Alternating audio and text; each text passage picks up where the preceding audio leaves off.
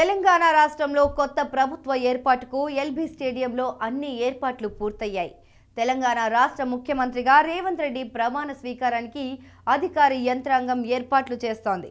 CLP నేత మంత్రివర్గ కూర్పుపై అధిష్టానం కసరత్తు చేస్తోంది.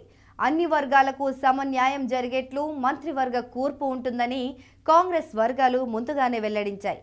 డిసెంబర్ 7వ తారీఖున మధ్యాహ్నం 1:04 ఎల్బీ స్టేడియంలో రేవంత్ రెడ్డి ప్రమాణ స్వీకారం చేయనున్నట్టు అధికారులు తెలిపారు.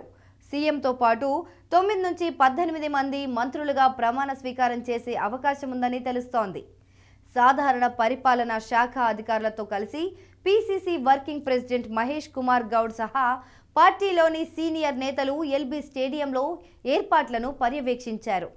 రాజ్భవన్లో గవర్నర్ తమిళిసైని కలిసి ప్రమాణ స్వీకారానికి సంబంధించి సమాచారం అందించారు.